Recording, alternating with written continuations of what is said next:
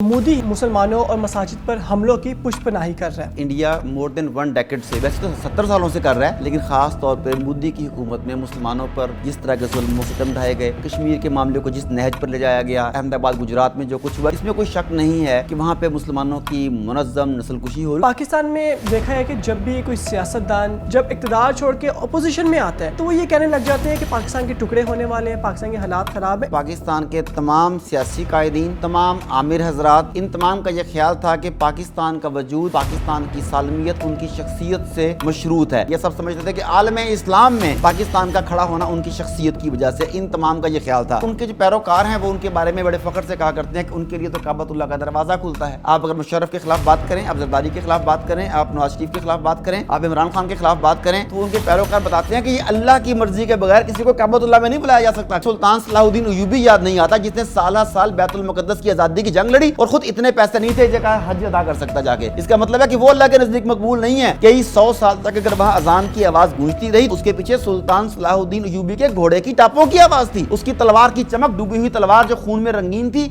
उसकी चमक थी। अस्सलाम वालेकुम नाज़रीन, मैं हूं डॉक्टर माजिद खान और आप देख रहे हैं प्रोग्राम डेयर टू टॉक। नाज़रीन, आज हम नज़र डालेंगे आलमी मंजरनामा पे। इस पे बात करने के लिए हमारे साथ मौजूद हैं डॉक्टर आरिफ सिद्दीकी साहब और अदील अजीज़ साहब। अस्सलाम वालेकुम डॉक्टर साहब। वालेकुम अस्सलाम। Welcome to the programme. सबसे पहले डॉक्टर साहब आपसे जानना चाहूँगा मैं कि अमेरिका से एक रिपोर्ट जारी हुई है जिसमें उन्होंने बताया जी कि जो मोदी है मुसलमानों और मसाजिद पर हमलों की पुष्पनाही कर रहा है। इस पर आप क्या कहेंगे? हाँ जी, अमरीकी वज़ीर ख़ारजा एंटनी ब्लिंकन ने एक रिपोर्ट जारी की है जिसमें एग्जैक्टली उन्होंने यही वर्ड यूज़ किए हैं जो आपने कहे हैं, और इसमें कोई शक भी नहीं है कि इंडिया मोर देन 1 डेकेड से, वैसे तो 70 सालों से कर रहा है, लेकिन ख़ास तौर पर मोदी की हुकूमत में मुसलमानों पर जिस तरह के जुल्म सितम ढाए गए, कश्मीर के मामले को जिस नहज पर ले जाया गया, अहमदाबाद गुजरात में जो कुछ हुआ, ये सारी चीज़ें आपके सामने हैं। इसमें कोई शक नहीं है कि वहाँ पे मुसलमानों की मुनज़्ज़म नस्लकुशी हो रही है। सिर्फ मुसलमानों की नहीं, दीगर अक़लियतों के साथ भी ऐसा ही ज़ालिमाना सलूक किया जा रहा है। अब वो टेरिटोरियल प्रॉब्लम नहीं रहा कि ये कश्मीर का मामला है, अब वो एक तासुब जो है उनका, वो हिंदू तवा फ़लसफ़ा जो है, वो हिंदू तवा फ़लसफ़े के तहत मुसलमानों को वहाँ जीने का हक़ देने पर भी तैयार नहीं। लेकिन इसमें मज़े की बात यह है कि ये तो गुज़िश्ता 10 साल से मोदी हुकूमत और 70 सालों से इंडियन हुकूमतें किसी न किसी नहज पर करती रहीं। आज ये बात अमरीकी वज़ीर ख़ारजा को याद कैसे आ गई, उन्होंने ये क्या कैसे दिया? तो अगर आप थोड़ा सा पीछे जाएँ तो आप देखें कि जब रूस ने यूक्रेन के ऊपर हमला किया है तो पूरी दुनिया ने चाहा कि रूस का बाइकाट किया जाए, जबकि इंडिया ने, भारत ने रूस से सस्ता तेल लेना शुरू कर दिया। इसने अपने मफादात को सामने रखा और यूरोपीय मफादात को पसे पुश डाला, और पाकिस्तान को यहाँ पर इसे सबक भी लेना चाहिए कि आप कब तक दूसरों की गुलामी करेंगे। तो इंडिया ने, मैं समझता हूँ कि बोल्ड स्टेप लिया। उसने कहा कि नहीं, मेरे मफादात वहाँ वाबस्ता हैं। आप इंडिया का असला देखें, उसके 70% पार्ट्स जो हैं वो रशिया से आते हैं। अगर वो रशिया से बिगाड़ता है तो उसका वो तमाम का तमाम असला वो कैसे इस्तेमाल हो पाएगा, वो भी एक प्रॉब्लम हो जाएगी। तो उसने रूस के साथ ना बिगाड़ने का फ़ैसला किया, जिसके नतीजे में अमेरिका को ये रिपोर्ट जारी करनी पड़ी। उसमें उन्होंने ये भी बताया कि तब्दीली मज़हब के हवाले से भी ऐसे कानून बनाए जा रहे हैं कि अगर कोई आदमी अपनी खुशी से, अपनी रज़ा से अपना मज़हब तब्दील करना चाहे तो उसमें इंडियन कानून रुकावट डालते हैं। इसके अलावा इंडियन मुनज़्ज़म नस्लकुशी और तमाम मामलात को वो पेश कर रहे हैं, इसमें कोई शक नहीं है, और ये रिपोर्ट बिल्कुल दुरुस्त है। मगर इस वक्त इस रिपोर्ट का पेश किया जाना अमेरिका और मगरब के दोहरे चेहरे और मुनाफ़क़त को एक मरतबा फिर अयां करता है। आदिल साहब, आप क्या कहेंगे इसी मामले को लेकर? क्या आपको लगता है कि ये रिपोर्ट पेश करने के बाद अब इंडिया और अमेरिका जो है उनके हालात में भी कोई चेंजेस आएगी? जी बिल्कुल, मैं डॉक्टर साहब की इस बात की मुकम्मल तायद करूँगा कि ये रिपोर्ट ना सिर्फ भारत के जुल्म को आश्कार करती है, बल्कि अमेरिका का जो दोहरा मेयार है और जो उसकी मुनाफ़क़त है उसे भी पूरी दुनिया के सामने लेके आती है। जैसा कि डॉक्टर साहब ने फरमाया कि इंडिया तो पिछले 75 बरसों से मुसलमाना ने हिंद पर जुल्म और सितम के पहाड़ तोड़ रहा है, और इसकी एक पूरी तारीख है। हमने असम में देखा नीली के फसादात, दिल्ली में देखा हमने हाशिमपुरा के फसादात, अहमदाबाद गुजरात के फसादात सन 2002 के, कश्मीर की हालत ज़ार पूरी दुनिया के सामने आया है। मगर आज अमेरिका को ये ज़रूरत रिपोर्ट पेश करने की इसलिए आई कि भारत के जो रूस के साथ ताल्लुकात हैं वो इस वक्त, जबकि रूस को तनहा करना चाहता था अमेरिका, उसके साथ मिसाली हैं, और ये इन ताल्लुकात की तारीख बहुत पुरानी है। मगर इसमें एक अहम नुक्ते की तरफ मैं आपकी पेश करना चाहूँगा, वो ये कि इसका जो इंडिया का जो हिंदुत्व का फ़लसफ़ा है, जिस पर मंसूबा बनाने के लिए 100 साल से ये गामजन थे और अब उसको अमली जमा पहना रहे हैं, ये बहुत ख़तरनाक है इस्लामिया ने हिंद के लिए। इस फ़लसफ़े के तहत पहले उन्होंने मुसलमानों के समाज को, उनकी माशरत को, उनकी सकाफ़त को टारगेट किया। उसके बाद इन्होंने मसाजिद पर, उनकी इबादत गाहों पर, उनकी ईद गाहों पर हमले किए, और मुसलमानों ने हिंद امن و امان کا درس دیتے ہوئے ہر چیز برداشت کرتے رہے, سہتے رہے. مگر جو اب انڈیا میں حالیہ طور پر لہر چلی ہے, اور یہ کسی چھوٹے موٹے کارکن نہیں بلکہ بی جے پی جو اس کی برسر اقتدار پارٹی ہے, اس کی مرکزی ترجمان نوپور شرما ملونا نے نبی کریم صلی اللہ علیہ وسلم کی ذات مبارکہ پر رقیق حملے کرنا شروع کر دی ہیں. ام المومنین سیدہ عائشہ صدیقہ رضی اللہ عنہا کی ذات اقدس پر رقیق حملے شروع کر دیے ہیں. اس کا مطلب ہے اگر مرکزی ترجمان بی جے پی کی رقیق حملے کر رہی ہے تو اس کا مطلب بھارتی سرکار, بھارتی حکومت نبی کریم صلی اللہ علیہ وسلم کی ذات اقدس پر حملہ آور ہے. اور یہ بہت تشویشناک صورتحال ہے, اور اس کا ہم نے دیکھا کہ حالیہ دور میں عرب میں خاص کر ریئیکشن ابھر رہا ہے. ہمیشہ ہم یہ بات کہتے ہیں کہ انڈیا کے ساتھ تعلقات ان کے بن رہے ہیں, مگر افسوس اس بات کا بھی ہے کہ پاکستان کی طرف سے اس پر ابھی تک کوئی احتجاج ریکارڈ نہیں کیا گیا. اور یہ بات عیاں کرتی ہے کہ ہندوؤں کا چہرہ عیار جو ہندوتوا ذہنیت ہے اس کا چہرہ کس حد تک مکار ہے کہ یہ سیکولرزم کے دائی, یہ امن و امان اور تہذیب و ثقافت گنگا جمنی تہذیب کی بات کرنے والے اندر سے کس حد تک اسلام کے خلاف بغض رکھتے ہیں کہ نبی کریم صلی اللہ علیہ وسلم کی ذات اقدس پر حملہ آور ہیں. ڈاکٹر صاحب یہاں پہ بھارت کے ساتھ ہی طالبان کی بات کرتے ہیں. طالبان جن کو ختم کرنے کے لیے, جن کے اگینسٹ انڈیا نے $1 بلین انویسٹ کیے تھے کہ افغانستان جو ہے کس نہ کس طرح سے جو ہے نا تنزلی کا شکار ہو اور امریکہ وہاں پہ جیتے, مگر وہ جنگ ختم ہوئی, اب افغانستان ڈیولپ کر رہا ہے. اب دیکھنے میں یہ آ رہا ہے کہ وہی بھارت جس کا بہت اہم کردار تھا افغانستان اور طالبان کو برباد کرنے میں, ان کو جو ہے نا بھارت پہ زور دیا جا رہا ہے افغان حکومت کی طرف سے کہ وہ کابل میں جو ہے نا ان کے سفارت خانے شروع کریں اور ان کا ویزا سروس بھی بحال کی جائے. اس پہ آپ کیا کہیں گے؟ جی وہ کہتے ہیں کہ آپ یہاں پہ سفارت خانہ اپنا اوپن کریں, ہم آپ کے سفارت خانوں کو ہر طرح کی ہر ممکن سیکیورٹی فراہم کریں گے, ان کے تحفظ کے ذمہ دار ہوں گے, آپ ہمارے ساتھ سفارتی تجارتی تمام طرح کے تعلقات بحال کر کے, بلکہ یہاں تک کہ ہماری فورسز کو بھی آپ تربیت دیں, اپنے ٹیچرز کو یہاں بھیجیں ہمارے انفراسٹرکچر کو ڈیولپ کرنے کے لیے بھی, جو لوگوں کو پڑھائیں کہ آپ نے کیا کرنا ہے, نظام کیسے چلانا ہے. سچ پوچھئے تو یہ امت مسلمہ کے منہ پر بھی ایک تمانچہ ہے اور طالبان کے اپنے منہ پر بھی ایک تمانچہ ہے. دیکھیں ہم نے ہمیشہ ہر پلیٹ فارم پر, ہر ٹاک شو میں جب تک طالبان حق کی جنگ لڑ رہے تھے ہم نے ان کا ساتھ دیا, مگر ہم اندھے فالوورز نہیں ہیں. وہ ہے نا کہ میرا جیے فلانا اور جیے فلانا, جی بالکل, تو ہم وہ معاملہ نہیں ہے کہ ہم اپنے لیڈر کا نام لے کے کہیں گے. شخصیت پرستی جو ہے وہ شرک کی ایک قسم ہے, ہم اس شرک میں مبتلا نہیں ہیں. تو جب تک طالبان نے باطل کے خلاف تلوار سونت کے رکھی, سینہ تان کے ان کے سامنے کھڑے ہوئے, امت مسلمہ نے بلا شبہ ان کی پشت میں چھرا گھونپا, مگر انہوں نے اس زخم کو برداشت کرتے ہوئے بھی جواباً ان کی پشت میں چھرا نہیں گھونپا. ہم اس لیے طالبان کی تعریف کرتے رہے.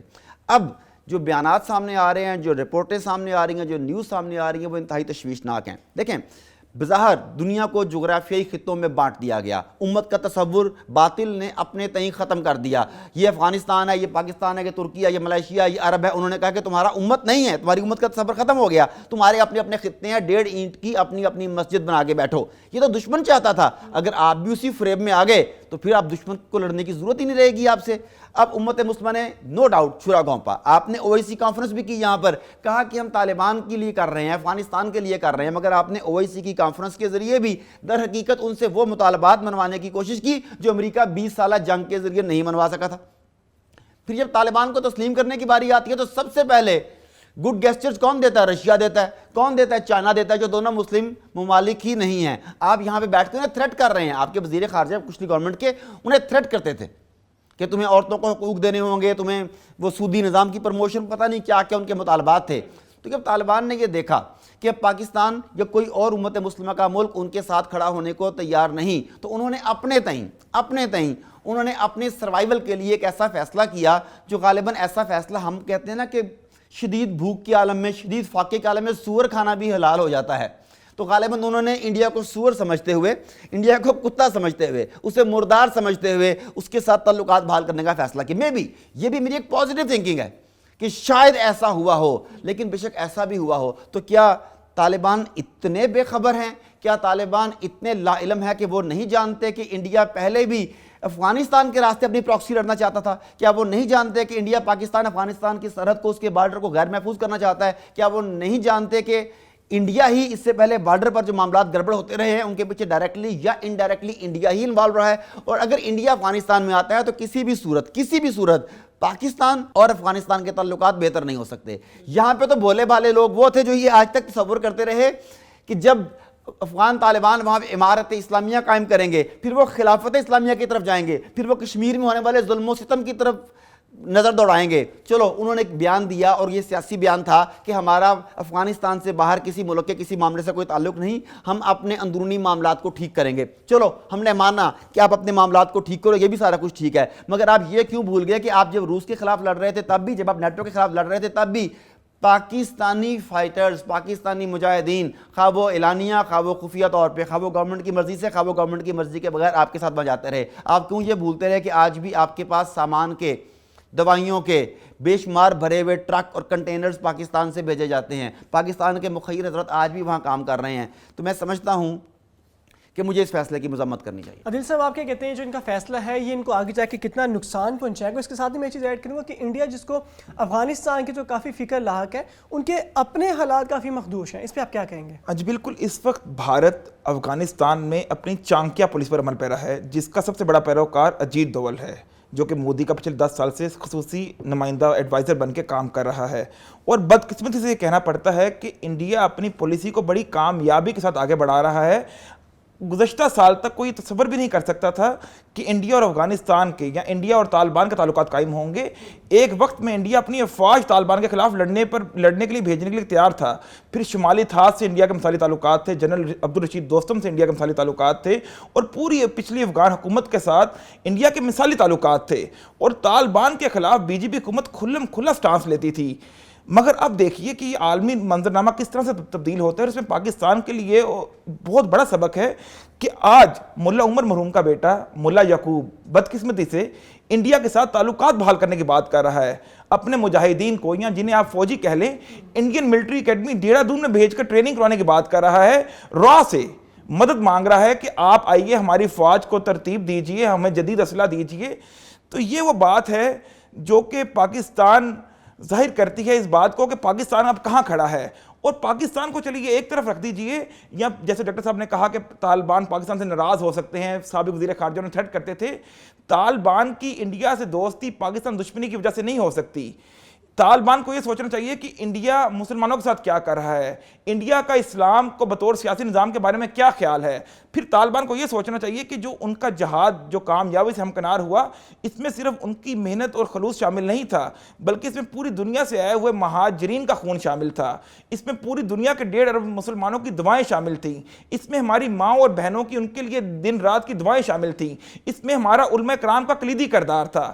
تو یہ باتیں اگر طالبان فراموش کرتے ہیں تو میں وثوق سے یہ بات کہتا ہوں، گو کہ کہتے ہوئے اچھا نہیں لگتا، کہ طالبان کی تحریک بھی آنے والے وقت میں خدا نہ کرے عربوں کی قومیتی طریقوں کی طرح ڈھل جائے گی، جو بالآخر زوال کا شکار ہوتی ہے، جس کی سب سے بڑی مثال ہم نے ماضی قریب میں مصر میں جمال عبد الناصر کی صورت میں دیکھا کہ کس طرح ان کا عروج تھا اور پھر کس طرح سے وہ زوال آیا. یہ تو ناظرین آنے والا وقت بتائے گا میں کہ یہ جو ان کا فیصلہ تھا یہ فائدہ مند ثابت ہوتا ہے یا نقصان دہ. میں یہاں پر ایڈ کرتا چلوں کہ ابھی جنرل دوستم کی انہوں نے بات کی، تو امت مسلمہ اس وقت کس نہج پر پہنچ چکی ہے، ہم کس طرح سوچ رہے ہیں. آپ اندازہ کریں کہ گزشتہ دنوں جنرل دوستم نے 40 وار لارڈز کے ساتھ ترکی میں اجلاس منعقد کیا ہے، اور انہوں نے وہاں پہ مزاحمتی گروپ منظم کرنے کی بات کی ہے. ترکی جس کے بارے میں ہم سب کی یہ توقعات ہیں کہ وہ آنے والے وقت میں ایک اچھا رول پلے کرے گا. ترکی بذام خیش بذام خود یہ سمجھتا ہے کہ وہ امت مسلمہ کی قیادت کا اہل ہے، اور ہم اس کے لیے دعا گو رہتے ہیں. جب اس کے ایران سے اچھے تعلقات ہوئے، جب اس کے سعودی سے اچھے تعلقات ہوئے، ہم نے سوچا کہ اب یہ معاملات کی منافقتیں ختم ہو جائیں گی. مگر دوسری طرف انہی دنوں میں جنرل دوستم اور اس کے 40 وار لارڈز ترکی کے اندر اگر افغان طالبان یا افغان گورنمنٹ کے خلاف ایک مزاحمتی اجلاس منعقد کرتے ہیں، مزاحمتی فورس بنانے کا اعلان کرتے ہیں، تو یہ بھی سوچنے والی بات ہے کہ پوری کی پوری مسلم امت کھڑی کہاں پہ. وہ لوگ جن کا ہمیں یہ تھا کہ مل کے کچھ کریں گے مسلم امہ کے لیے، وہی وہ ایک دوسرے کی مشکل چھرا گھونپنے میں لگے ہوئے ہیں. اور اس میں بدقسمتی سے سب سے بڑی بات عصبیت کی ہے، کیونکہ دوستم کا بھی نسلی تعلق ترکی سے جڑتا ہے. اور یہ بڑی بدقسمتی کی بات ہے کہ ترکی جس سے امت مسلمہ کے کروڑوں اذہان کو امیدیں تھیں کہ، اور پتہ نہیں کیسے کیسے خواب دیکھتے ہیں کہ خلافت بحال ہوگی اور خلافت کا ارتقاء ہوگا، تو یہ بڑی بدقسمتی کی بات ہے. ڈاکٹر صاحب پاکستان کی بات کریں گے. پاکستان میں دیکھا ہے کہ جب بھی کوئی سیاستدان جب اپنے اقتدار سے دور ہٹ جاتا ہے، اس کو ہٹا دیا اپنے اقتدار سے، تو اس کو پاکستان کے ٹکڑے ہوتے نظر آ جاتے ہیں. جب تک تو وہ اقتدار میں رہتا ہے تب تک وہ کہتا ہے کہ پاکستان میں ڈیولپمنٹ ہو رہی ہے، پاکستان میں اچھے کام ہو رہے ہیں اور پاکستان یکجا ہے، سب ایک پلیٹ فارم پہ. مگر وہی جب اقتدار چھوڑ کے اپوزیشن میں آتا ہے تو وہ یہ کہنے لگ جاتے ہیں کہ پاکستان کے ٹکڑے ہونے والے ہیں, پاکستان کے حالات خراب ہیں. اس پہ آپ کیا کہیں گے؟ جی بالکل ٹھیک کہہ رہے ہیں کہ پاکستان کے تمام سیاسی قائدین, تمام عامر حضرات, ان تمام کا یہ خیال تھا کہ پاکستان کا وجود, پاکستان کی سالمیت ان کی شخصیت سے مشروط ہے. یہ سب سمجھتے تھے کہ جمہوریت کی بقا ان کی شخصیت سے مشروط ہے. یہ سب سمجھتے تھے کہ عالم اسلام میں پاکستان کا کھڑا ہونا ان کی شخصیت کی وجہ سے. ان تمام کا یہ خیال تھا, اور ان کے جو پیروکار ہیں وہ ان کے بارے میں بڑے فخر سے کہا کرتے ہیں کہ ان کے لیے تو کعبۃ اللہ کا دروازہ کھلتا ہے. آپ اگر مشرف کے خلاف بات کریں, آپ زرداری کے خلاف بات کریں, آپ نواز شریف کے خلاف بات کریں, آپ عمران خان کے خلاف بات کریں, تو ان کے پیروکار بتاتے ہیں کہ یہ اللہ کی مرضی کے بغیر کسی کو کعبۃ اللہ میں نہیں بلایا جا سکتا. کعبۃ اللہ کا دروازہ کھلتا ہے ان کے لیے, اس کے اندر جا کے وہ نوافل ادا کرتے ہیں. اللہ نے قبول کیا تو انہیں بلایا. یہ ہمارے, اگر آپ ذرا تھوڑی سی پولائٹ لینگویج استعمال کریں تو سادہ دل عوام کا یہ کہنا ہے, اور اگر میرے دل کی بات پوچھو تو یہ ہمارے جاہل عوام کا یہ کہنا ہے جو یہ کہتے ہیں. انہیں سلطان صلاح الدین ایوبی یاد نہیں آتا جس نے سالہ سال بیت المقدس کی آزادی کی جنگ لڑی اور خود اتنے پیسے نہیں تھے جگہ حج ادا کر سکتا جا کے. اس کا مطلب ہے کہ وہ اللہ کے نزدیک مقبول نہیں ہے جس نے 1098 کے قریب 1100 میں یہ قبلہ اول بیت المقدس کو پنجہ یہود سے آزاد کروایا. کئی 100 سال تک اگر وہاں اذان کی آواز گونجتی رہی تو اس کے پیچھے سلطان صلاح الدین ایوبی کے گھوڑے کی ٹاپوں کی آواز تھی, اس کی تلوار کی چمک, ڈوبی ہوئی تلوار جو خون میں رنگین تھی اس کی چمک تھی. تو یہ اس کے چیزیں بھول جاتے, ان کی باتیں کرتے ہیں. اچھا اب آپ دیکھ لیں کہ ہم نے نعرہ لگایا سب سے پہلے پاکستان. اچھا سب سے پہلے پاکستان جب نعرہ لگا تو مشرف صاحب نے کیا کہا؟ مشرف صاحب نے کہا کہ پاکستان کمز فرسٹ. اپنی کتاب میں بھی انہوں نے یہی کہا, لیکن اس کے بعد جب حالات پیچیدہ ہوئے تو سب سے پہلے اسلام آباد, پھر جب اور پیچیدہ ہوئے تو سب سے پہلے پریزیڈنٹ ہاؤس, پھر جب اور پیچیدہ ہوئے تو سب سے پہلے میں. یہ آپ نے ان کی طرف سے بھی دیکھ لیا. پاکستان کے ایک اور لیڈر نے نعرہ لگایا پاکستان کھپے. پھر انہوں نے کہا کہ ہم نے پاکستان کو ایک نیا نعرہ دیا پاکستان کھپے, اور پھر پنجابی میں پاکستان کو کھپا کے رکھ دیا انہوں نے. اور اس کے بعد جب ان کی حکومت ختم ہوئی تو انہوں نے کہا, برملا کہا کہ اگر انہیں حکومت نہ دی گئی تو ہم پاکستان کھپے نہیں کہیں گے. اچھا اس کے بعد اب جو ساری جماعتوں کو لیتے جائیں, کہ ابھی ریسنٹلی جو آپ کی جماعت یہاں سے موو کی ہے, انہوں نے بھی, آپ ایم کیو ایم کو ایک متشدد, متعصب, لسانی, علاقائی جماعت قرار دیتے ہو جن کے خلاف آپ بین الاقوامی عدالتوں میں کیس لے کے جانا چاہتے ہو. یہ بھی آپ کرتے ہیں سارے کا سارا. اور وہ جماعت کیا کرتی تھی؟ پاکستان کو توڑنے کی بات کرتی تھی. وہ جماعت کہتی تھی کہ ہم وہ جناح پور بنائیں گے, اگر آپ نے ہماری بات نہ مانی تو ہم سندھ کو علیحدہ کر دیں گے, سندھو دیش بنے گا. اگر آپ کی ایکس گورنمنٹ کے قائد کے منہ سے بھی ایسی الفاظ نکلیں کہ اگر میں نہیں ہوں گا تو پاکستان کے 3 ٹکڑے ہو جائیں گے, تو پھر بتائیے آپ میں اور ان میں کیا فرق رہ گیا؟ اور یہ خلاف صرف پی ٹی آئی کا کہنا ہی نہیں ہے. کیا اس سے پہلے شریف یا نون لیگ جو ہے وہ یہ بیان نہیں دے چکی؟ کیا اس سے پہلے بے نظیر یہ بات نہیں کر چکی؟ کون ہے جو پاکستان کو اور اپنی ذات کو اکٹھا دیکھتے ہوئے کہتا ہے کہ اگر میں ہوں تو یہ پاکستان ہے, میں نہیں ہوں تو پاکستان نہیں ہے؟ اور در حقیقت وہ چاہتے بھی یہ ہیں کہ اگر میں نہ ہوں تو پاکستان کا وجود بھی ختم ہو جائے. خاکم بدہن, تاکہ ان لوگوں کو سزا ملے مجھے بطور لیڈر, بطور قائد تسلیم نہ کرنے کی. آپ دیکھ رہے ہیں افغانستان گزشتہ 1980 سے لے لیں 20-40 سال ہو گئے, مور دین 4 decades وہ حالت جنگ میں ہے. کیا آپ نے وہاں سے کبھی یہ آواز سنی کہ افغانستان ٹوٹ جائے گا؟ آپ نے ان کے وار لارڈز کے قصے سنے, آپ نے ان کے اغوا برائے تاوان کے قصے سنے, آپ نے ان کی آپس میں غیر اخلاقی جنگیں, لڑکوں تک کے لیے جنگوں کے بارے میں آپ سنو کہ ٹینک لے کے جناب وہ چلے گئے. آپ نے اشرف غنی جیسے غدار دیکھے, آپ نے حامد کرزئی جیسے غدار دیکھے, آپ نے ہیروئن اور پوسٹ کی کاشت سے افغانستان کو تباہ و برباد کرنے والے لوگ دیکھے. مگر کیا آپ نے کسی بھی جگہ پر یہ نعرہ سنا کہ اگر حامد کرزئی حکمران ہوگا, اگر اشرف غنی حکمران ہوگا, اگر طالبان حکمران ہوں گے تو افغانستان ٹکڑے ٹکڑے ہو جائے گا, افغانستان حصوں میں بٹ جائے گا؟ کبھی آپ نے ایسے سنا؟ کبھی ایسا نہیں سنا. ایسا پاکستان میں کیوں سنتے ہیں؟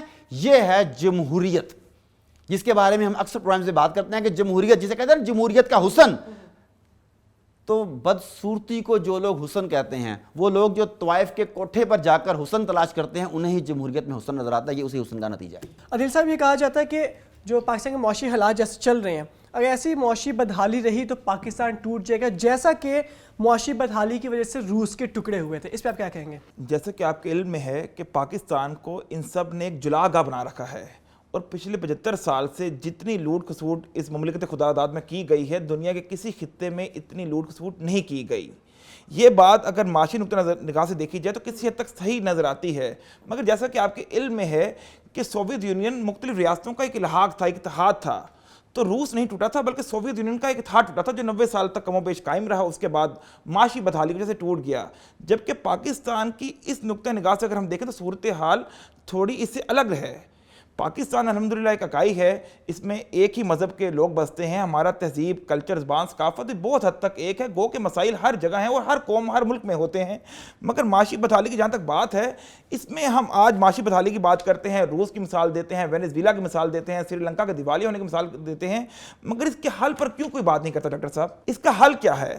اس معاشی بدحالی سے ہم نکلیں گے کیسے؟ ہم نے یہاں پہ اسلامی معیشت کا نعرہ لگایا، ہم نے یہاں پہ سوشلزم کا نعرہ لگایا، ہم نے یہاں پہ نظام مصطفیٰ کا نعرہ لگایا، ہم نے حتیٰ کہ لبرلزم اپنا لی، ہم نے نیو جو ورلڈ آرڈر تھا اسے فالو کرنا شروع کر دیا، مگر پاکستان کے حالات ہر گزرتے دن کے ساتھ، ہر گزرتے سال کے ساتھ بد سے بدترین ہوتے چلے گئے۔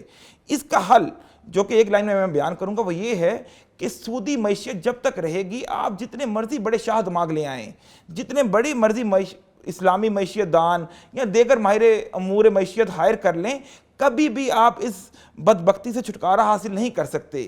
اس کا حل صرف اور صرف اسلامی نظام معیشت میں ہے، اسلامی نظام نافذ کرنے میں ہے، وگرنہ جو ملک ایک بار IMF کے شکنجے میں جکڑا جائے وہ کبھی بھی اس سے طریق انسانی باہر نہیں آیا۔ بالکل ایسا ہی ڈاکٹر صاحب، انہوں نے بات کی اسلامی نظام معیشت کی، میں چاہوں گا کہ اس پہ آپ تھوڑی سی جی میں اس میں ایک چیز ایڈ کرنا چاہوں گا کہ ہم ہر وقت معیشت کی بدحالی کا رونا روتے ہیں۔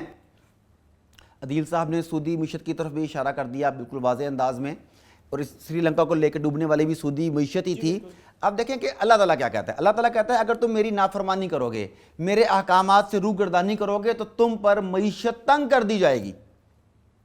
واضح قانون ہے، واضح فیصلہ اللہ تعالیٰ نے دے دیا۔ اللہ تعالیٰ اپنے فیصلوں کے بارے میں کہتا ہے لا تبدیل کلمات اللہ، لا تبدل کلمات اللہ، لا مبدل کلمات اللہ۔ اللہ تعالیٰ اپنے فیصلے تبدیل نہیں کرتا، اللہ کے احکامات نہیں مانو گے تو معیشت تنگ کر دی جائے گی۔ اب اگر ہم اپنی معیشت کو اوپن کرنا چاہتے ہیں، وسعت چاہتے ہیں، فراخی چاہتے ہیں، تو ہمیں اللہ کے احکامات کو لینا پڑے گا، نہ کہ سود کی طرف جانا پڑے گا۔ ہم معیشت تنگ ہے اور اسے مزید تنگ کرنے کے لیے، مزید جکڑوانے کے لیے IMF اور ورلڈ بینک کے پاؤں میں پڑنے کے لیے تیار ہیں، نمبر 1۔ نمبر 2، گزشتہ کئی ڈیکیڈ سے یا شاید مور دین 100 ایئر سے یہ بات ہمارے ذہنوں میں انڈیلی جا رہی ہے کہ اب جنگیں معیشت کی جنگیں ہیں۔ ہمیں کہا جاتا ہے کہ وہ پرانے زمانے کی جنگیں تھیں جو تیر و تلوار سے ہوا کرتی تھیں یا گولے بارود سے ہوا کرتی تھیں، اب معیشت کی جنگ ہے، اپنی معیشت کو مضبوط کرو، معیشت کو مضبوط کرو، معیشت کو مضبوط کرو۔ دیکھیں میں یہ بات پوری ذمہ داری سے کہتا ہوں کہ لگ بھگ 5000 سال کے قریب کی تاریخ تو شاید قرآن پاک میں موجود ہے، حضرت ابراہیم علیہ السلام سے لے کر آنورڈز کی۔ کبھی بھی یہ جنگ معیشت کی جنگ نہیں تھی، یہ جنگ روز اول سے نظریات کی جنگ تھی، نظریات کی جنگ ہے اور نظریات کی جنگ رہے گی۔ معیشت بطور ٹول استعمال ہوگی، جنگ نظریات کی جنگ ہے۔ اگر انہوں نے آپ کو معیشت کا لالی پاپ دے کے آپ کو اس نظریے سے پیچھے کر دیا تو جنگ تو وہ جیت گئے۔ آپ آج اسرائیل کو تسلیم کر لیں، آپ کو لالی پاپ دے دیں گے، آپ چند سال گزار لو گے۔ جب خلافت عثمانیہ ختم ہوتی ہے تو مصطفیٰ کمال پاشا کو لالی پاپ دیا گیا کہ نہیں دیا گیا؟ اس نے عربی رسم الخط تک ختم کر دیا، مساجد بند کر دی، مدارس بند کر دیے، قرآن پاک پڑھنے پر پابندی لگا دی گئی۔ کیوں؟ ہماری معیشت کھل جائے گی۔ انہیں لالی پاپ دے دیا کہ چند ڈیکڈز کا، اس کے بعد آج تک اسے لارا دیا ہوا تھا یورپی یونین میں شامل کرنے کا، آج تک لٹکا کے رکھا ہوا ہے۔ تو یہ معیشتیں یوں اوپن نہیں ہوتی، یہ نظریات کی جنگ ہے۔ آپ کو سب سے پہلے اپنے نظریات کو مضبوط کرنا ہوگا۔ جہاں تک مجھے یاد پڑتا ہے قرآن پاک میں جہاں جہاں آپ کا کفار کے ساتھ تقابل کیا گیا ہے، یہ نہیں کہا گیا کہ تمہارے اور ان کے مال و اسباب میں اگر اتنا فرق ہوگا تو تم جیت سکو گے۔ ہمیشہ تقابل آپ کے اور ان کے ایمان کا کیا گیا ہے۔ اگر تم ایمان میں پورے ہو، تمہارا ایک 20 پر بھاری ہے، ایک 10 پر بھاری ہے، ایک 2 پر بھاری ہے، وغیرہ وغیرہ۔ تو ہمیں جس چیز کو مضبوط کرنا چاہیے ان سے لڑنے کے لیے، اسے پسے پشت ڈال کے ہم اللہ اور امریکہ سے لڑنا ہم گوارا نہیں کرتے، ہم لڑ نہیں سکتے۔ روس تگڑا ہے، ہم لڑ نہیں سکتے۔ جرمنی تگڑا ہے، ہم لڑ نہیں سکتے۔ فرانس کے سفیر کو نکال نہیں سکتے۔ یورپ بائی کاٹ کر دے گا۔ ہاں، ہمارے حکمران اتنے بہادر ہیں کہ وہ اللہ اور اللہ کے رسول سے ڈائریکٹ جنگ لڑنے کو تیار ہیں۔ وہ کہتے ہیں امریکہ سے لڑا نہیں جا سکتا، ہاں اللہ اور اللہ کے رسول سے جنگ لڑ کے دیکھتے ہیں، شاید ہم کامیاب ہو جائے۔ حاکم بدہن، یہی تو ان کے اعمال ہے۔ تو ایسے معیشت کیسے سدھرے گی؟ بالکل ایسا ڈاکٹر صاحب، بالکل اپنی صحیح بات کی۔ جب تک ہم لوگ اللہ اور اس کے رسول سے جنگ لیتے رہیں گے تو ہم کبھی بھی کامیاب نہیں ہو سکتے، کبھی کامیاب نہیں ہو سکتے۔ ڈاکٹر صاحب، آپ نے بات کرتے ہوئے اسرائیل کی بات کی ہے، تو اسرائیل جس کو پہلے تو تمام مسلم امہ جتنی مسلم اسٹیٹ تھی وہ اس کو تسلیم نہیں کرتی تھی، اللیجمنٹ اسٹیٹ کہا جاتا تھا، مگر دیکھنے میں آیا کہ پچھلے کچھ عرصے میں کافی مسلم ممالک نے اس کو جو ہے نا ایکسیپٹ کرنا شروع کیا، اور ابھی ریسنٹلی جو ہے نا متحدہ عرب امارات جو ہے اس کے اور اسرائیل کے درمیان فری ٹریڈ کا معاہدہ بھی ہو گیا۔ اس کو آپ کیسے دیکھتے ہیں؟ دیکھیں، اسرائیل اس کے درمیان فری ٹریڈ کا معاہدہ ہو گیا، 5 کے قریب عرب ممالک اس کی جھولی میں جا چکے ہیں، مزید جانے کو تیار ہیں۔ پاکستان کے اندر ایسی سازشیں ہر دور میں ہوتی رہی ہیں، کسی نہ کسی طریقے سے پاکستان کو اسرائیل کی جھولی میں ڈالا جا سکے۔ آپ کسی ایک ایسی گورنمنٹ کا نام نہیں لے سکتے جس کے دور میں بیک چینل ڈپلومیسی کے ذریعے اسرائیل کو رام کرنے کی یا اسرائیل کے دام میں خود بخود لانے کی کوشش نہ کی گئی ہو. حالانکہ ہونا تو یہ چاہیے تھا کہ تمام کی تمام امت مسلمہ اکٹھی ہو کر اسرائیل کا ناطقہ بند کرتی.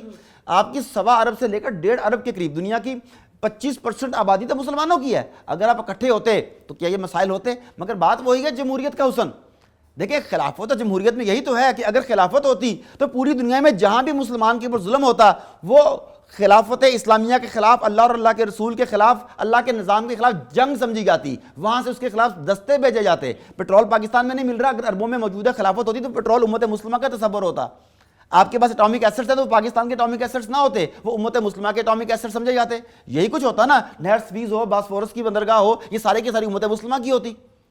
اگر ایک ملک کے اوپر حملہ کیا جاتا تو نہر سویز سے راستہ بند کر دیا جاتا، باسفورس سے کاٹ دیا جاتا، مسئلہ تو حل ہو جانا تھا نا. مگر انہیں بانٹ دیا گیا ٹکڑوں میں اور خود بنا لی گئی یورپین یونین. پھر بنا لیے گئے عسکری اتحاد، خواہ وہ نیٹو کے نام پہ ہوں یا کسی اور نام سے بنائے گئے ہوں، جن کے ذریعے آپ کو باقی امت مسلمہ سے بھی کاٹ دیا گیا. تو اس وقت جو عرب ممالک اس سے تعلقات کے لیے اتولے ہو رہے ہیں، یہ سمجھ رہے ہیں کہ اسرائیل کے ساتھ ٹریڈ کر کے وہ اپنی معیشت کو بہتر کر لیں گے. تو ونس اگین انہیں اس بات کو سمجھ لینا چاہیے کہ یہودیوں کے ساتھ معاملات کر کے آج تک دنیا میں کوئی قوم اپنی معیشت کو بہتر نہیں کر سکی. آپ تھوڑا سا ہسٹری میں چلے جائیں، ہٹلر نے کیوں ان کے ساتھ یہ سارا کچھ سلوک کیا. اب برطانیہ میں چلے جائیں، برطانیہ میں پہنچے تو کنگ کو قرضے دیتے تھے، جنگیں لڑنے کے لیے. اس کے بعد قرضے اتنے بڑھ گئے کہ کنگ ان کی مرضی کے مطابق جنگیں لڑنے پہ مجبور ہو گیا. امریکہ میں چلے گئے، اب جب انہوں نے اپنا قبلہ چینج کیا، اپنا پاور سینٹر چینج کیا، برطانیہ سے اٹھ کے یہ امریکہ جاتے ہیں تو امریکہ کی سیاست میں انہوں نے انویسٹمنٹ کرنی شروع کی، ان کی مدد، ان کے زبان میں ان کی مدد کرنی شروع کی، اچھے تعلقات بنانے شروع کیے، فنڈنگ کرنی شروع کی. تو کیا آج امریکہ خود انڈیپینڈنٹ اسٹیٹ رہ گیا کہ وہ جیوش اینٹی بن چکا ہے؟ کیا وہ ان کا پریزیڈنٹ کوئی بھی جیوش، ان کے جو کابینہ ہے یا تھنک ٹینکس ہیں، کہ ان کی مرضی کے بغیر کوئی امریکن پریزیڈنٹ رہ سکتا ہے؟ یہ بھی آپ کے سامنے ہے کہ نہیں. تو میرا خیال ہے کہ اس سے عربوں کو، امت مسلمہ کو، پاکستان کو بالخصوص سبق سیکھنا چاہیے. جو اس وقت بیک ڈور سے ان کی مشاورت چل رہی ہے، آنا جانا چل رہا ہے، صحافیوں کے ذریعے، ٹی وی اینکرز کے ذریعے اور کچھ خاص اہم شخصیات کے ذریعے رائے عامہ ہموار کرنے کی کوشش کی جا رہی ہے. کچھ علماء کو بھی استعمال کیا جا رہا ہے اس کام کے لیے. انہیں اس بات کو سمجھ لینا چاہیے کہ اسرائیل سے دوستی شر ہی شر ہے، اس میں خیر نہیں ہے. اچھا عادل صاحب، آپ سے میں جاننا چاہوں گا کہ اسرائیل کو تسلیم نہیں کیا جا رہا، پاکستان ہمیشہ کہتا ہے کہ نہیں تسلیم کرنا. ان کیس اگر پاکستان تسلیم کر لیتا، بہت سے ہمارے جو ہے نا مفکر اور جو بڑے جو ہے نا نالجیبل لوگ ہیں وہ اکثر بات کرتے ہیں کہ پاکستان اگر اسرائیل کو تسلیم کر لے تو پاکستان کی معیشت بہتر ہو جائے گی، پاکستان کے حالات بہتر ہو جائیں گے اور ہم بلا وجہ کی دشمنی لے کے بیٹھے ہوئے ہیں. اگرچہ پاکستان اسرائیل کو تسلیم کر لیتا ہے تو کیا حالات ہوں گے؟ جو بونے دانشور، معذرت کے ساتھ بونا گو کہ ایک غیر اخلاقی لفظ کاؤنٹ ہوتا ہے، مگر میں بونا دانشور اس لیے کہوں گا کہ ان کے دماغ کی جو سطح ہے بہت محدود ہے. جو یہ کہتے ہیں کہ پاکستان کا تو اسرائیل سے کوئی اختلاف نہیں، ہماری تو کبھی اسرائیل سے جنگ نہیں ہوئی، اسرائیل نے تو کبھی پاکستان کی طرف میلی آنکھ سے نہیں دیکھا، اسرائیل نے تو کبھی پاکستان کے خلاف کوئی بیان تک نہیں دیا، تو ہماری بھلا کیا دشمنی ہے اسرائیل سے؟ آپ یقین کی جانیے، اگر پوری عرب دنیا، 5 ممالک ڈاکٹر صاحب نے بات کی معاہدہ ابراہیمی کے تحت جو اسرائیل کو تسلیم کیا ہے انہوں نے، اگر پوری بلاد اسلامیہ بھی اسرائیل کو تسلیم کر لے تو بحیثیت مسلمان ہماری اس غیرت کو گوارا نہیں کرنا چاہیے کہ ہم ایسی قوم کو تسلیم کریں جنہوں نے قبلہ اول کو ہم سے چھینا، جنہوں نے مسلمانوں کا قتل عام کیا. مسلمان تو کیا، کوئی انسان جو اپنے دل میں ذرا برابر بھی انسانیت رکھتا ہو، چاہے خواہ اس کا تعلق کسی مذہب سے ہو، وہ اسرائیلی صہیونیوں کی درندگی پر کبھی بھی وہ ایسا ہو ہی نہیں سکتا کہ وہ اس کی مذمت نہ کرے. مگر بدقسمتی سے ہمیں جو دانشور ملے ہیں، ہمیں جو پڑھا لکھا طبقہ ملا ہے، ہمیں جو یہ لنڈے کے لبرل ملے ہیں، ہمیں جو یہ سرخے ملے ہیں، نیم سرخے نیم لبرل جو ہمیں قوم ملی ہے، وہ چاہتی ہے کہ پاکستان میں LGBT رائٹس بھی ملیں، پاکستان میں سودی معیشت بڑھتی اور پھیلتی پھولتی رہے، اور پاکستان اگر اسرائیل کو آج تسلیم کر لے تو ان کی نظر میں سارے مسائل حل ہو جائیں گے. آپ مجھے بتائیے کہ جن اقوام نے اسرائیل کو تسلیم کر رکھا ہے، بے شمار اقوام ہیں، کیا ان کے مسائل حل ہو گئے؟ کیا وہ اوج سریہ اور اوج کمال تک پہنچ گئے؟ اسرائیل سے اگر پاکستان کے آج تعلقات قائم ہو جائیں تو اس میں شر ہی شر ہے. اور جو راستہ عربوں نے آج سے 100 سال پہلے لارنس آف عرابیہ کے بہکاوے میں آ کے اپنایا تھا اور آج وہ اس گھڑے میں گر گئے ہیں، پاکستان بھی اگر اس گھڑے میں گرنا چاہتا ہے اور عربوں کی تباہی کے ساتھ ساتھ اپنی تباہی لانا چاہتا ہے جلد یا بدیر، تو پھر تو پاکستان کو اسرائیل کو تسلیم کر لینا چاہیے. مگر اگر پاکستان اپنے ایمان کا ذرا برابری درجہ رکھتا ہے، کوئی حکمران، کوئی شہری، کوئی عالم جو بیک ڈور ڈپلومیسی کر رہے ہیں، تو باخدا اسرائیل کو تسلیم کرنا پاکستان کی موت ہے۔ ڈاکٹر صاحب میں اس میں ایڈ کرنا چاہوں گا کہ آپ نے کہا کہ پاکستان کی وہ کہتے ہیں کون سی دشمنی ہے، تو سب سے پہلی بات تو یہ کہ قائد پاکستانی کا پہلا بیان لے لیں کہ انہوں نے اسے انلیجیٹمیٹ چائلڈ آف دا ویسٹ کہا تھا، اور ساتھ یہ کہا تھا کہ ہم اس کے لیے کسی بھی حد تک جانے کو تیار ہے، تشدد کرنا پڑے تو تشدد بھی کریں گے، یہ پاکستان کی طرف سے۔ دوسری طرف اسرائیل کا جو بانی وزیر اعظم ڈیوڈ بن گوریان اپنی پہلی تقریر میں اپنا سب سے بڑا ازلی دشمن پاکستان کو قرار دیتا ہے۔ وہ کہتا ہے کہ ہمارے وجود کو، ہماری بقا کو اگر کبھی بھی خطرہ ہوا تو وہ پاکستان سے ہوگا۔ اب ان کا بانی وزیر اعظم پاکستان کو اپنے لیے خطرہ قرار دیتا ہے، پاکستان کا بانی وزیر یا بانی گورنر جنرل جو ہے وہ اسرائیل کو اپنے لیے خطرہ قرار دیتا ہے۔ بنیادوں میں دونوں ایک دوسرے کو جانتے تھے، وہ سچے تھے، انہیں پتا تھا کہ ہم ایک دوسرے کے ساتھ نہیں رہ سکتے۔ پہلی بات، عرب اسرائیل جنگ میں کہ پاکستانی پائلٹ جا کے نہیں لڑے۔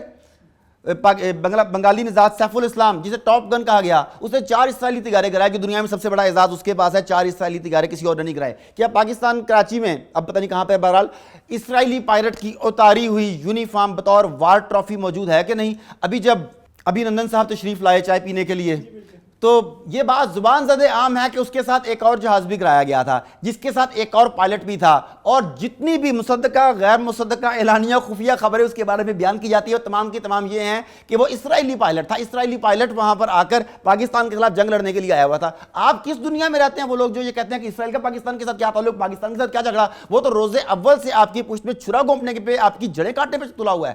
تو اس بات کو بالکل آپ کو تسلیم نہیں کرنا چاہیے، یہ ایسا بیانیہ ہے جو وہ بلڈ کرنے کی کوشش کر رہے ہیں۔ ایک اور بات، اگر آپ آج فلسطین کے اوپر سمجھوتا کر لیتے ہیں تو کشمیر آپ کے ہاتھ سے گیا، آپ کشمیر کی حمایت کس منہ سے کریں گے؟ مجھے بتائیے کہ اصول ہوگا، جس اصول کے اوپر آپ اسرائیل کو قبول کریں گے، پھر وہی اصول آپ کشمیر پر نگیٹ کیسے کر سکیں گے؟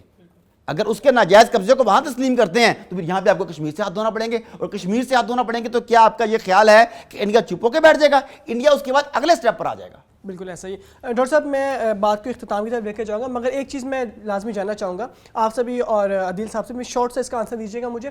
بہت سے لوگ یہ بات ریز کر رہے ہیں کہ اگرچہ اسرائیل ہمیں قبلہ اول واپس دے دے اور اسرائیل جو فلسطینی ہیں ان پہ ظلم و ستم بند کر دے، ان کو بولے کہ آپ بھی امن سے میں بھی امن سے، کیا تب پاکستان تسلیم کرے گا اسرائیل؟ نہیں ممکن۔ کیوں؟ نہیں، پاکستان تو کرے نہ کرے وہ مجھے نہیں پتا کیونکہ آپ کی یہاں حکمرانوں میں کمپین چل رہی ہے، مگر امن سے رہے یہ ممکن نہیں ہے۔ دیکھیں ان کی 1500 سال کی تاریخ آپ کے سامنے ہے۔ آپ بنو قینقاع لے لیں، صلح حدیبیہ سے بعد جتنے بھی معاہدے ان کے ساتھ ہوئے جن میں یہ لوگ شامل تھے، کیا کسی بھی جگہ پہ انہوں نے کسی بھی معاہدے کو اپنے پورا کیا؟ نہیں۔ کہ مجبوری ہوئی تو انہیں اٹھا کے وہاں سے نکالنا پڑا، مجبوری ہوئی تو آقا دو جہاں کو حکم صادر کرنا پڑا کہ جزیرہ نماء عرب سے یہود کو نکال دو۔ انہوں نے آج تک اپنا کوئی معاہدہ پورا نہیں کیا۔ بنو قینقاع والا معاملہ بھی آپ کے سامنے ہے، تو یہ آج بھی پورا نہیں کریں گے، نمبر 1۔ نمبر 2، ایک چور آپ کے گھر میں داخل ہو جائے اور کہے کہ داخل ہونے کے بعد چلو ٹھیک ہے 2 کمرے میں لے لیتا ہوں، 2 کمرے تم لے لو، ہم دونوں امن سکون سے رہ لیں گے۔ اگر آپ کے لیے یہ بات قبول ہے تو پھر امت مسلمہ کے لیے بھی یہ بات قبول ہے۔ اگر آپ یہ قبول نہیں کرتے تو پھر امت مسلمہ سے بھی اس بات کی توقع نہ کریے، لوگوں کی ایسی مائنڈ میکنگ مت کیجیے۔ شکریہ عدیل صاحب، آپ اس پہ کچھ کہنا چاہیں گے؟ جی بالکل، پہلی بات تو یہ کہ جو صہیونی ذہنیت کو جو لوگ سمجھتے ہیں، اسرائیل کبھی بھی بیت المقدس کو خالی نہیں کرے گا۔ اسرائیلی مائیں 2000 سال تک اپنے بچوں کو یوروسلم چلو کا درس دیتی رہی ہیں، تو جو سبق 2000 سال سے دے رہے ہیں تو آپ کو کیا لگتا ہے 75 سال میں امن کرنے کے لیے ہم سے ختم کر دے گا اس چیز کو؟ تو اسرائیل کبھی بھی یوروسلم بیت المقدس واپس نہیں کرے گا، اور اگر وہ واپس نہیں کرے گا تو میرا نہیں خیال کہ کوئی بھی تعلقات کی بحالی کی بات ہو سکتی ہے اس پہ۔ بہت شکریہ آپ کا ڈاکٹر صاحب کا، بہت شکریہ عادل صاحب۔ ناظرین میں یہ کہوں گا کہ قرآن پاک میں اللہ تعالیٰ خود فرماتا ہے کہ یہود اور نصارہ کبھی تمہارے دوست نہیں ہو سکتے، تو ہم جتنے بھی معاہدے کر لیں وہ کبھی پورے نہیں ہوں گے اور کبھی بھی ہمارے دوست نہیں بن سکتے۔ اس عالمی منظر نامہ سے آج کے لیے میں اجازت دیجیے، پھر ملاقات ہوگی آپ سے۔ اللہ حافظ۔